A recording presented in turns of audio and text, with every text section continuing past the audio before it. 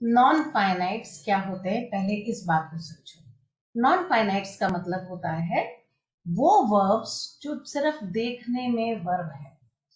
अब मैं इसको घरेलू एग्जांपल से देती हूँ। अपनी मम्मी की एक बहन है जिनकी शक्ल बिल्कुल मम्मी से मिलती है, समझ लो जोड़वाई हो गई, या समझ लो छोटी बहन हो गई या बड़ी बहन हो गई, शक्ल मम्मी से मिलती है, लेकिन क्या वो मम्मी की जगह पर प्लेस की जा सकती है? नो, है ना। वो काम दूसरा कर सकती है लेकिन वो मम्मी की जगह नहीं ले सकती। जो चेंजेस फैमिली में लाने हैं वो तो मम्मी ही लाएगी। हेलो फ्रेंड्स, आज हम नॉन फाइनाइट्स के बारे में जानेंगे और मैं आपको अपनी लाइव क्लास में लेके चलूंगी, जिसमें हम देखेंगे कि नॉन फाइनाइट्स क्या होता है। इनको पढ़ाने से पहले मैं ये बताना चाहती हूँ कि नॉन फाइनाइट्स जो है वो सबसे इग्नोर्ड यूनिट है। स्कूल में टीचर्स बच्चों को पढ़ाना नहीं जानते हैं तो वो क्या करते हैं, उसको कट कर देते हैं, कहते हैं ये कोर्स में नहीं आएगा। तो बड़ी प्रॉब्लम होती है बच्चों को बाद में, जब वो टेंस पढ़ते हैं और जब नॉन फाइनाइट्स होते हैं तो दोनों के बीच में वर्ब्स को देख करके कंफ्यूज होते हैं, उन्हें पता ही नहीं लगता कि कौन सी फाइनाइट वर्ब है और कौन सी नॉन फाइनाइट। तो मैं आपको इन वर्ब्स के बारे में बताना चाहती हूँ। मैं आपको बताना चाहती हूँ कि फाइनाइट क्या है और नॉन फाइनाइट क्या है। So keep watching and please like and subscribe my channel. Today we are going to learn non-finites. What are non-finites? Let us first understand them. So let us understand what it says in Hindi. कुछ ऐसी verbs हैं जो tense बनाने में मदद करती हैं। जो टेंस बनाने में मदद करती है उन्हें हम फाइनाइट वर्ब कहते हैं। जैसे helping verbs is, am, are, was, were, has, have, will, shall, है ना। मेन वर्ब्स हो गई eat, play, dance, eat, ate, eaten, fly, flew, flown, है ना। तो वो हो गई आपकी finite verbs. But there are some verbs, लेकिन कुछ ऐसी वर्ब्स होती हैं which do not have any role in making tense. लेकिन कुछ वर्ब्स ऐसी होती हैं देखने में तो लगता है ये वर्ब है, यही टेंस बना रही होगी, मगर उनका कोई रोल ही नहीं होता टेंस बनाने में। These are called non finites, इन्हें हम नॉन फाइनाइट्स कहते हैं। ये जो है रिलेटेड नहीं होती किसी भी पर्सन या नंबर से जो कि सब्जेक्ट में शामिल है। जैसे आई है तो हमने देखा आई के साथ हैव लग रहा है, शी के साथ हैज लग रहा है, या आई सिंग लग रहा है तो शी के साथ में हमने सिंग्स लगाया। तो ऐसा इसमें नहीं होता नॉन फाइनाइट में। इसको किसी पर्सन से या किसी सब्जेक्ट से कोई फर्क नहीं पड़ता, क्योंकि इनका कोई रोल भी नहीं है पर्सन से रिलेशन में, या इनका कोई रोल भी नहीं है टेंस बनाने में। फिर भी ये नॉन फाइनाइट वर्ब्स या नॉन फाइनाइट्स भी सिर्फ लोग कह देते हैं इसको। तो हम देख रहे हैं कि एक्चुअल वर्ब्स नहीं होती, इनका कोई रिश्ता नहीं है सब्जेक्ट से, ना टेंस बनाने में। तो ये क्या होती हैं, लेट अस अंडरस्टैंड। हम ये देखेंगे, ये नॉन फाइनाइट्स तीन तरीके से हम समझ सकते हैं, जो मैं अभी आपको आगे बताने वाली हूँ। कौन से 3 स्टेप्स हैं जिससे हम इनको समझ पाएंगे। पहले हम समझे नॉन फाइनाइट क्या होता है, नॉर्मली आप समझिए। We can see the difference between a verb and non-finite in the following sentences. जैसे किसी ने कहा she wants to see you, she wants to see you। जब इसको they के साथ बोलेंगे, पर्सन बदल दिया हमने, तो they want to see you। अगर हम इसको पास्ट करते तो कहते I wanted या she wanted या they wanted to see you। तो हमने क्या देखा, want तो बदल रहा है, तो जो बदल रहा है जिससे टेंस बन रहा है, पास्ट में जाने पर वो वांटेड हो रहा है, और दे के आने पर वो वांट, और शी के आने पर वांट्स हो रहा है प्रेजेंट में। इसका मतलब इस वर्ब से टेंस को फर्क पड़ रहा है, तो ये टेंस बनाने में मदद कर रहा है। इसको कहेंगे फाइनाइट वर्ब। जो रेड वाला पार्ट है वो है फाइनाइट वर्ब। फाइनाइट वर्ब मतलब जो टेंस बनाने में मदद करे। लेकिन देखिए टू सी, चाहे मैं कोई टेंस में बात करूं, टू सी को जो कि इस वर्ब के बाद में लगा है, इसमें कोई फर्क नहीं हो रहा। तो ये नहीं सोचना कि वर्ब के बाद लगता है नॉन फाइनाइट, ये बहुत सारी जगह पर लग सकता है, वो अभी हम समझेंगे। इन द अबव सेंटेंस, ये जो ऊपर वाला सेंटेंस है, हमने देखा to see in both the sentences 1 and 2 are not affected by the subject. Subject से कोई इनको फर्क ही नहीं पड़ा. she and they, इनसे कोई फर्क नहीं पड़ा. और in sentence 1 subject she is a singular, तो क्योंकि ये सिंगुलर है and has a singular verb wants, इसलिए इसमें वर्ब भी wants लगी. But the case of 2C is unaffected. लेकिन हमने देखा जो 2C है उसको कोई फर्क ही नहीं पड़ा by the subject and have no relation to make tense, और इसका कोई फर्क नहीं पड़ा कि इसमें टेंस लगे. So it is a non finite. तो हमने क्या देखा, ये नॉन फाइनाइट है. In the same way in second sentence to see does not affect itself by the subject. to see को कोई फर्क नहीं पड़ रहा, चाहे she लगाओ चाहे they लगाओ. they plural number is so it is also a non finite. देखा हमने कि इसको 2C को सेकेंड वाले सेंटेंस में दे से कोई फर्क नहीं पड़ रहा. जैसे ऊपर she से फर्क नहीं पड़ रहा था, ऐसे अब दे से भी इसको कोई फर्क नहीं पड़ रहा है. और क्या बोला, यही कहलाएगी नॉन फाइनाइट. जिसको फर्क ना पड़े पर देखने में तो सी वर्ब ही है ना, मगर वो टू के साथ आया. देख रहे हो, ये टू के साथ लग करके ये नॉन फाइनाइट में टर्न हो गया. ठीक, अब देखते हैं हम नॉन फाइनाइट 3 तरीके के होते हैं. कौन कौन से 3 तरीके के होते हैं देखो. एक तो होता है इन्फिनेटिव. पहला होता है इन्फिनेटिव, दूसरा होता है जेरेंड, तीसरा होता है पार्टिसिपल. इन्फिनेटिव क्या होता है, वो अगर हम वर्ब में टू लगा दें पहले और उसके बाद वर्ब की फर्स्ट फॉर्म डालें. टू के बाद वैसे भी जिंदगी में हमेशा याद रखना वर्ब की फर्स्ट ही फॉर्म आती है. टू के जस्ट बाद अगर वर्ब मिल गई तो फर्स्ट की फॉर्म में मिलेगी, सेकेंड और थर्ड में कभी नहीं मिलेगी. ये बहुत बड़ा ब्लंडर हो जाएगा. ठीक, जिरंड जो होता है उसमें वर्ब की फर्स्ट फॉर्म प्लस आईएनजी होता है. जिरंड में वर्ब की फर्स्ट फॉर्म प्लस आईएनजी लगाया जाता है.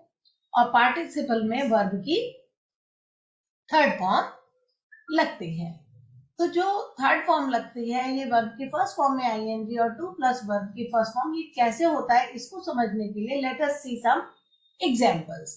जैसे किसी ने कहा आई लाइक, मैं पसंद करता हूं. I like to eat mangoes. अब टेंस बना रहा है लाइक, क्योंकि पास्ट करेंगे तो आई लाइक्ड करेंगे, फ्यूचर करेंगे तो आई विल लाइक करेंगे. टू ईट को कोई फर्क नहीं पड़ेगा, आई लाइक्ड टू ईट कहें चाहे I will like to eat कहें, टू ईट को जरा भी फर्क नहीं पड़ रहा. यही है नॉन फाइनाइट और हम सब ने ये यूज किया है. ठीक है, आई लाइक ईटिंग मैंगोज, देखो आईएनजी लगा के भी यूज कर सकते हैं, तो ये हो गया जेरंड. ठीक है, तो इस तरीके से आप समझो. आप इसको बुक्स में नहीं देखना, जो मैं पढ़ा रही हूँ इसको बुक्स में नहीं देखना. बुक्स में ना बहुत सारी ऐसी चीजें जो बहुत डिटेल में किसी कॉम्पिटिटिव लेवल के लिए आपको जाना है तो आपको समझना पड़ेगा. अगर आपने उसको किसी और बुक में, ग्रामर की बुक में इसको स्टडी करने की भी कोशिश की तो वो आपको फिर घुमा देगा और ये आपके समझ में नहीं आएगा. आप समझ लो नॉन फाइनाइट में 3 ही चेंज होता है, तो तीनों को मैंने अलग अलग नाम दे दिए, इन्फिनेटिव, जिरंड एंड पार्टिसिपल. अगर आप बुक में जाओगे तो फिर वो बोलेगा पार्टिसिपल में आईएनजी भी होता है, फिर आपको अलग अलग तरीके से समझाना पड़ेगा. तो we will understand it through some example. अभी इतना डेप्थ में जाने की जरूरत नहीं, क्योंकि स्पोकन इंग्लिश में you do not required this much. ठीक है, इसको बहुत फ्रेंडली वे में मैंने तैयार किया है कि बच्चों को समझ में आ जाए. तो हम देखते हैं इसको. Eating is my liking. Eating is my liking. देखो ईटिंग हमने शुरू में लगाया आईएनजी. हम इस जगह पर लूडो भी लगा सकते थे, noun. Ludo is my liking. Liking की जगह हम हॉबी भी डाल सकते हैं, लूडो इज माई हॉबी. हम ये भी कह सकते थे क्रिकेट इज माई हॉबी. हम ये भी कह सकते थे प्लेइंग इज माई हॉबी. ठीक है, लेकिन जब वर्ब में आईएनजी लग गया, जैसे प्लेइंग हो गया, ये ईटिंग हो गया, ये बन गया नॉन फाइनाइट का कौन सा पार्ट, जिरंड. ठीक है, लाइकिंग हॉबी की जगह हमने, ऑब्जेक्ट की जगह पर हमने फिर वर्ब में आईएनजी डाल दिया, फिर बन गया जिरंड. क्योंकि टेंस बनाने का काम ये नहीं कर रहे हैं. टेंस कौन बना रहा है, इज. अगर पास्ट करेंगे तो ईटिंग वाज माय लाइकिंग हो जाएगा. ठीक है, तो ये फाइनाइट वर्ब ये है इज. ये दोनों नॉन फाइनाइट है. टेंस बनाने में इनका कोई भी रोल ही नहीं है किसी भी तरीके से. अब कहा swimming is my hobby, swimming, फिर वर्ब में आईएनजी लगा दिया, स्विमिंग इज माई हॉबी। मेरी मर्जी, इस जगह पर मैं कह सकती थी क्रिकेट इज माई हॉबी या हॉकी इज माई हॉबी, तो वो भी लगा सकती थी। तो वो जो है नॉन फाइनाइट बिल्कुल नहीं होता, वो तो नाउन हो जाता। अभी हमने क्या देखा, ये भी नाउन ही है, वर्ब नाउन का एक्ट कर रही है, वर्ब सब्जेक्ट बन सकती है, वर्ब ऑब्जेक्ट बन सकती है, वर्ब एडजेक्टिव भी बन सकती है, वर्ब एडवर्ब भी बन सकती है, लेकिन ये जब बन जाती है दूसरे रोल में चली जाती है तो ये नॉन फाइनाइट बन जाती है। मतलब इसका रोल ही नहीं रहता टेंस बदलने का, इसका रोल कुछ और हो जाता है। समझ गए? जैसे देखो, अब नीचे देखो, ये बड़ा मजेदार है, he is a defeated man. अब he is a fat man कह सकती थी, एडजेक्टिव डाल सकती थी, लेकिन इसमें वर्ब की थर्ड फॉर्म डाल दी, defeated, defeat, defeated, defeated, third form डाल दी। देखो अब वर्ब किसका काम करने लगी, फैट की जगह पर एडजेक्टिव का काम करने लगी। फाइनाइट वर्ब क्या है जिससे टेंस बदल रहा है, is. He was a defeated man, he will be a defeated man, कुछ भी ऐसा टेंस बदलेगा तो टेंस इसी से बदलेगा, इससे नहीं बदलेगा, है ना। अब देखो अगला, देखो रॉटेड मैंगोज टेस्ट वर्ड्स, जो सड़े हुए आम है, रॉटेड मैंगोज टेस्ट वर्ड्स, सड़े हुए आम जो होते हैं उनका टेस्ट बहुत गंदा होता है। तो इस रॉटेड, रॉटेड जो हमने लगाया थर्ड फॉर्म ऑफ वर्ब, ये पार्टिसिपल है ना।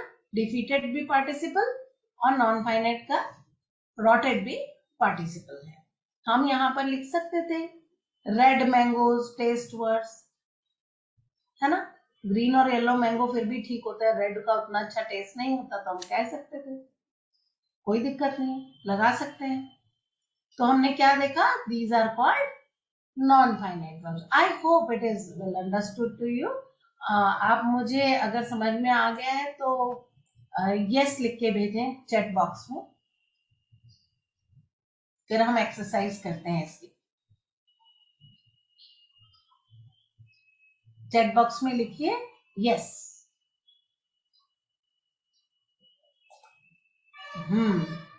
Okay, Kartik Tyagi says repeat. Okay, I will repeat it. Don't worry, I will repeat it again. Okay, Gauri says yes. Okay, okay. So let us understand. Non finites क्या होते हैं, पहले इस बात को समझो। नॉन फाइनाइट्स का मतलब होता है वो वर्ब्स जो सिर्फ देखने में वर्ब है। अब मैं इसको घरेलू एग्जांपल से देती हूँ। अपनी मम्मी की एक बहन है जिनकी शक्ल बिल्कुल मम्मी से मिलती है, समझ लो जोड़वाई हो गई, या समझ लो छोटी बहन हो गई या बड़ी बहन हो गई, शक्ल मम्मी से मिलती है, लेकिन क्या वो मम्मी की जगह पर प्लेस की जा सकती है? नो, है ना। वो काम दूसरा कर सकती है लेकिन वो मम्मी की जगह नहीं ले सकती। जो चेंजेस फैमिली में लाने हैं वो तो मम्मी ही लाएगी। यानी जो मेन वर्ब है या जो हेल्पिंग वर्ब है, जिसको हम फाइनाइट वर्ब कहते हैं, ये हम फाइनाइट वर्ब है क्योंकि टेंस बनाते हैं। तो जो टेंस बनाने वाले हैं वर्ब, उनका एक प्लेस है। जैसे आई प्ले फुटबॉल, ठीक है, मैंने कहा आई प्ले फुटबॉल, तो हमने क्या किया, आई प्ले फुटबॉल में हमने कहा प्ले इज अ वर्ब जो टेंस बना रहा है। अगर पास्ट करूंगी तो कहूंगी I played football in my childhood, played कर दूंगी। और फ्यूचर करूंगी तो कहूंगी आई विल प्ले फुटबॉल। ठीक है, प्ले अपनी जगह ही रखेंगे हम। अब इसी प्ले को हटा रहे हैं हम यहां से और कह रहे हैं प्लेइंग इज माई हॉबी। तो क्या अब प्लेइंग टेंस बना रहा है? नो। अगर मैं कहूं क्रिकेट इज माई हॉबी, तो क्रिकेट कोई वर्ब है क्या? नहीं, उसकी जगह पर मैंने प्लेइंग लिख दिया। Playing cricket is my hobby ये भी कह सकती हूँ, तब भी वो जिरंड है। ठीक है, क्रिकेट से पहले वो एडजेक्टिव का काम कर रहा है, प्लेइंग क्रिकेट। ठीक है, और हम ये भी कह सकते हैं आई लव, मुझे पसंद है, या आई लाइक, मुझे पसंद है, ये हो गई वर्ब प्लेइंग। अब प्लेइंग पीछे भी डाल सकते हैं हम इसको। तो प्लेइंग पीछे चला गया तो भी ये नॉन फाइनाइट है। समझ गए कार्तिक? ओके, अगर हम इसी चीज को लेते हैं किसमें, एडजेक्टिव के रूप में लेते हैं हम पार्टिसिपल को। पार्टिसिपल क्या हो गया, वर्ब की थर्ड फॉर्म। ठीक है, टायर एक वर्ब है, थकना, टायर, टायर, टायर्ड, टायर्ड। मैंने कहा आई एम टायर्ड, तो मैं टेंस बना रही हूँ कि मैं थकी हुई हूँ। I am tired, you are tired, तो ये वर्ब बन रहा है, ये फाइनाइट वर्ब है। लेकिन अगर मैं कहूँ आई फेल्ट टायर्ड, मैंने महसूस किया था, आई फेल्ट मैंने महसूस किया था क्या, टायर्ड, अब ये नॉन फाइनाइट बन गया। या आई मेट, मैं मिली अ टायर्ड पर्सन, एक थके हुए आदमी से, सो आई ऑफर्ड हिम वाटर, तो यहाँ पे जो टायर्ड पर्सन था वो पर्सन के लिए I met a tired person की जगह मैं ये भी कह सकती थी I met a fat person, I met a thin person, adjective की जगह भी यूज हो गया था, राइट। अब अगर हम ले टू को, अभी तो हमने जिरंड और पार्टिसिपल समझा, अब हम टू वाला इंफिनिटिव का एग्जाम्पल समझते हैं। देखो टू में लगा, मैंने कहा आई लव, मैं पसंद करती हूँ, ये वर्ब हो गई, आई लव। टू ईट, खाना, टू ईट आइसक्रीम्स, है ना। टू ईट जो है वो वर्ब नहीं है जो टेंस बनाए, वो है जो ऐसे ही एक्शन को प्रोसीड कर रही है। मुझे खाना पसंद है, I love to eat ice cream. अगर मैं कहूं आई एम ईटिंग आइसक्रीम तो ईट अब फाइनाइट हो जाएगा, लेकिन आई लव टू ईट में लव है वर्ब की जगह पर, तो वर्ब का एक प्लेस है। सिंपल जो सेंटेंसेस होते हैं उसमें सब्जेक्ट की जगह पर होता है सब्जेक्ट, और वर्ब की जगह पर होता है वर्ब, और ऑब्जेक्ट की जगह पर होता है ऑब्जेक्ट। ठीक है, तो जो सब्जेक्ट के बाद वाला वर्ब है ना, जो सब्जेक्ट के बाद वाला वर्ब है सिंपल सेंटेंस में, वो फाइनाइट वर्ब है। जब हम ऑर्डर करते हैं या रिक्वेस्ट करते हैं तो वर्ब पहली जगह पर आ जाती है, सब्जेक्ट अंडरस्टूड हो जाता है। Shut up, keep quiet, bring me water, तो पहले नंबर पे हो जाता है। वो हमने सेंटेंस का कंस्ट्रक्शन पहले वाली क्लासेस में सीखा होगा, ठीक, तो we can go for that. और इंटेरोगेटिव अगर करते हैं तो देखो उसमें वर्ब बिखर भी जाती है, हेल्पिंग वर्ब सब्जेक्ट से पहले आ जाती है, मेन वर्ब अंदर चली जाती है। Do you like ice cream, do पहले आ जाएगा, फिर यू, फिर लाइक, है ना। तो वो फाइनाइट वर्ब है, जो टेंस बना रहा है वो फाइनाइट है। लेकिन अगर इसमें मैंने टू के साथ में जोड़ा, I love to eat ice cream, I like to eat ice cream, I went to eat ice cream, इसमें लव, लाइक, वेंट सब कुछ फाइनाइट है, और ईटिंग जो है उसको कोई फर्क नहीं हो रहा, कुछ भी कर दो, वो कहलाएगा non finite. Is that clear to you? Thumbs up if you like, if you understood. Okay, is it clear to you? Okay, right, I said to thumbs up, not to raise hand. Gauri, do you have any problem? Then write in the chat box. If you have any problem, write in the chat box. Okay, so this always happens and you have to understand this way, and these things will be very much clear to you. Let us do some exercises and you will come to know how it is done. आपको बहुत easy लगने लगेगा जैसे ही हम इसको exercise की form में करें। देखो, he has seen a dash train, उसने देखी डैश ट्रेन। कैसी ट्रेन देखी? जिरंड जो है वो क्या कहलाएगा? रोल। रोल का मतलब होता है बेटा जो अपना उसका एक्शन जो हो रहा होता है ना उस समय, रोल मतलब वो अपना जो पार्ट अदा कर रहा होता है, वो एडजेक्टिव का हो जाता है, या फिर वो नाउन का हो जाता है, या फिर ऑब्जेक्ट का हो जाता है। ठीक है, अब देखो इसमें जिरंड है, जिरंड मतलब वर्ब की फर्स्ट फॉर्म और आईएनजी मैंने आपको सिखाया, आपको बस ऐसा ही याद रखना है, आपको ज्यादा बुक्स में नहीं जाना। अब इस सेंटेंस को पढ़ो, he has seen a dash train। आप एप्लीकेशन सीखो, ज्यादा ग्रामर पे मत जाओ आप, ठीक है। Gauri, I can't understand what you are asking. He has seen a dash train. उसने देखी एक डैश ट्रेन. कैसी देखी? Running train. ठीक है, उसने देखी एक रनिंग मतलब दौड़ती हुई ट्रेन को उसने देखा. Spelling is RUNNING. Okay, spelling is wrong. There are 2 N, क्योंकि जब लास्ट वाला वर्ड जो वर्ड है ना ये रन, इसमें जो लास्ट लेटर है, लास्ट लेटर अगर कॉन्सोनेंट हो और उससे पहले सिर्फ एक वॉवल हो तो वो डबल हो जाता है, RUNNING. ठीक. Now they were looking at dash man. वो लोग देख रहे थे डैश मैन. किस मैन की तरफ देख रहे थे? DIE लिखा है तो इसको लिखेंगे dying, DYING, dying, dying man. ठीक है, तो ये exercise you have to do at home. इसको करो and then I will check it in the next class. आप इसको करेंगे. ये तो जेरेंड हो गया. Next I am again telling you participle. Participle में क्या है? वर्ब की थर्ड फॉर्म डालनी है. The dash farmers sit to take rest. Verb की third form tired, tired, tired. Third form डाल दी. The tired farmers sit to take rest. His arguments made the public displease. तो displeased third form of verb इसमें हो जाएगी. ठीक है, will do like that. फिर आता है प्रेजेंट पार्टिसिपल. अब आप कहोगे ये तो आपने पढ़ाया नहीं, ये क्या है? इसका सिर्फ एप्लीकेशन समझो. बुक में देखा कंफ्यूज हो जाओगे. समझो, पहले हैविंग लिखा हुआ है सारे में, करके. हैविंग मतलब ऐसा करके. Having taken the book. Take की थर्ड फॉर्म डालो, पार्टिसिपल डाला. बुक ले करके. They left for school. वो स्कूल के लिए रवाना हो गए. Having heard the voice. आवाज सुन करके. She reached there. वह वहां पहुंची.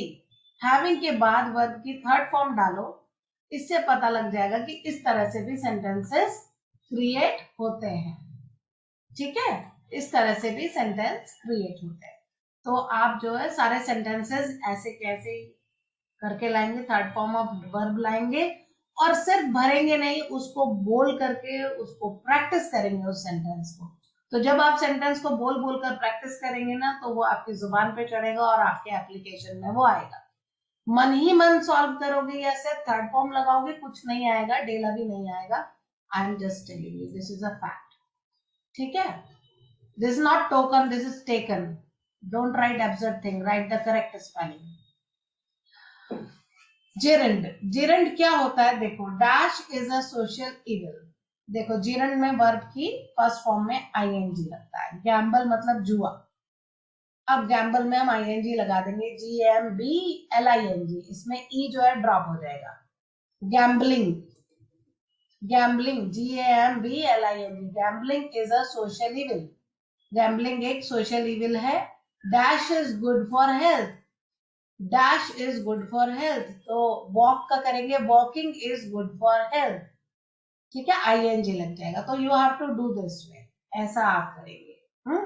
ये exercises you have to do at home and show me in the next class.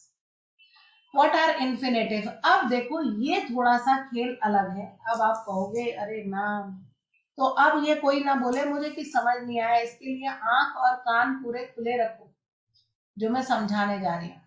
ठीक, ये वाले जो इन्फिनेटिव है ना, ये हम क्लास 10th में भी सीखते हैं और काफी एज तक काफी सारी क्लासेस में सीखते हैं. मैं अभी किसी का चैट बॉक्स में मैसेज नहीं देख पाऊंगी, इसलिए don't write, just see that. He went to Agra. वह आगरा गया. अब इसमें फाइनाइट वर्ब क्या है? ये वेंट. Went finite verb. वह आगरा गया. He wanted. वह चाहता था. ये फाइनाइट वर्ब फिर से है. To see the Taj. To see, ये जो है इसको कोई फर्क नहीं पड़ रहा. ये हो गई नॉन फाइनाइट का.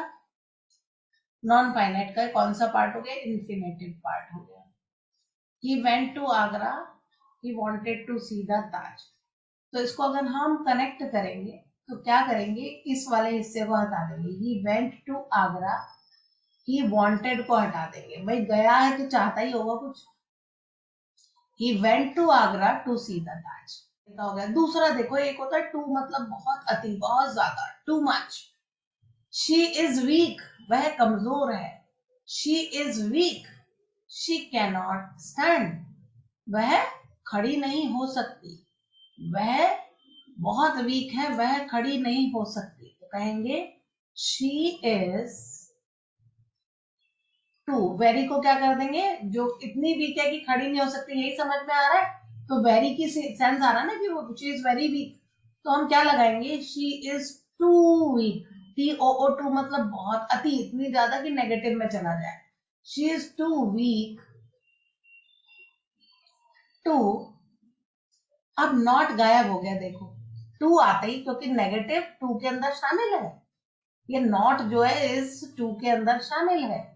तो क्या कहेंगे, she is too weak to stand, she is too weak to stand. मान लो इसमें होता है tea is hot, we can not drink, तो कहेंगे tea is too hot to drink, चाय इतनी गर्म है कि पी नहीं सकते, है ना। अब हम इसमें ये भी लिखेंगे, वाटर इज कोल्ड, पानी ठंडा है, we can not take bath, हम नहा नहीं सकते, water is too cold to take bath. ये मैं एग्जाम्पल दे रही हूँ बोल बोल के, टू टू के, है ना। The mountain is very high, mountain बहुत ऊंचा है, आई कैन नॉट क्लाइंब, तो कहेंगे the mountain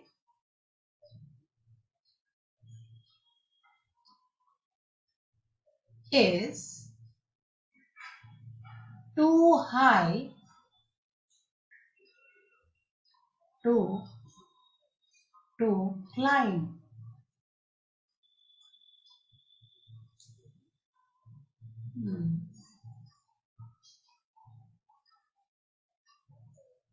The mountain is too high to climb. ठीक है, तो अब फिर नीचे देखते हैं fourth sentence. The CBSE held a meeting, उन्होंने एक मीटिंग हेल्ड की थी, discuss the matter wisely, it discuss the matter wisely, उन्होंने मैटर को बड़े ही बुद्धिमत्ता से डिस्कस किया। तो CBSE हेल्ड अ मीटिंग, बस इस फुल स्टॉप को हटाओ और इट को हटा दो, टू लगा दो टू, और मैंने कहा टू के बाद हमेशा वर्ब की फॉर्म फर्स्ट फॉर्म आती है, तो डिस्कस कर दो, to discuss the matter wisely. The CBSE held a meeting to discuss the matter wisely. ठीक है, he worked regularly, उसने बहुत रेगुलर काम किया। अब इसमें इसको फुल स्टॉप को हटाते हैं, he wanted to get first class, तो हम क्या कह रहे हैं, he wanted को हटा दिया, कोई कुछ चाहता ही होगा ना, जब भी तो रेगुलर काम किया, उसने इसको हटा दिया। He worked regularly to get first class, यहां से पकड़ेंगे। तो ये अपना सेंस है जो आपको खुद डेवलप करना पड़ेगा, एक एक सेंटेंस मैं आपको बता रही हूँ किस तरह से बनता है, और ये इसको सीखने का एक ही तरीका है, टेबल मेथड। मतलब बिल्कुल जैसे टेबल रखते हैं ना, ऐसे इन सेंटेंसेस को बार बार बोल लो, जैसे मैंने सॉल्व किया है वैसे ही आप बार बार बोल के देखो, आपको अपने आप समझ में आने लग जाएगा। खूब बार बोलो इसको। आई हैव नो मनी, मेरे पास कोई पैसा नहीं है। I can not buy this book, मैं इस बुक को नहीं खरीद सकती। तो क्या कहेंगे, I have no money, I cannot buy this book. I have no money, cannot को हटा दिया, to buy this book. I have no money और फुल स्टॉप को भी हटा दिया। I have no money to buy this book, एक sentence बन गया दो का, है ना। सभी के देखो दो सेंटेंस का मैं वन करते जा रही हूँ। We must obey our elders, it is our duty. हमें अपने बड़ों का सम्मान करना चाहिए, ये हमारी ड्यूटी है। तो अब हम इसको बनाना चाहें ना तो बहुत मुश्किल होगी, तो हम क्या करेंगे, अब अपना लॉजिक लगाएंगे कि हमारी ड्यूटी है बड़ों का सम्मान करना, हमने इससे सेंस समझा। तो पहले इट इज आवर ड्यूटी, ये नंबर वन पे आ जाएगा, ये नंबर वन पे आ जाएगा, और ये वाला वी मस्ट हटके यहां से लेकर के ओबे से लेकर इसको हम ले जाएंगे यहां पर, टू ओबे our elders, ठीक है, ऐसे बन जाएगा। The pickpocket took out the knife, उन्होंने चाकू निकाल लिया। ही फ्राइटेंड द पैसेंजर्स, उन्हें डराना था यात्रियों को। तो पिक पॉकेट जो था उसने क्या किया, अपना चाकू निकाल लिया, वह पैसेंजर्स को उसने पैसेंजर्स को डराया। तो हम यहाँ पर फुल स्टॉप हटाएंगे और ही को हटाएंगे, फुल स्टॉप को हटा के ही को हटाएंगे और कहेंगे टू टू टू लगाने के बाद वर्ब की फर्स्ट फॉर्म आती है, ये ध्यान रखना। To frighten the passengers. The office bearers made door to door conversing. Office bearers मतलब नेता जो लोग थे ना, उन्होंने घर घर जाके कन्वर्सिंग किया, full stop. They wanted to win the seats, उनको अपने इलेक्शन में सीट्स जीतना था। तो हम इसको कैसे बनाएंगे, the office bearers made door to door conversing, full stop हटाएंगे, दे वांटेड को भी हटा देंगे और कहेंगे to win the seats, election जीतने के लिए। ठीक है, अब देखो 10th वाला सेंटेंस में थोड़ा कॉमन सेंस का यूज है। ही has 4 children, he must provide education for them, उसके 4 बच्चे हैं, उसको उनके लिए एजुकेशन प्रोवाइड करना जरूरी है। ही मस्ट, उसको जरूरी है कि वो उनको एजुकेशन दे। तो कहेंगे ही हैज 4 चिल्ड्रन, फिर प्रोवाइड हमें वर्ब दिख रहा है तो मस्ट को हटा देते हैं, कहेंगे टू प्रोवाइड एजुकेशन। यहाँ पे आके हमें फुल स्टॉप लगाना पड़ेगा क्योंकि ये जो चिल्ड्रन था इसी के लिए रिपीटेड प्रोनाउन है फॉर देम, ये भी कटेगा।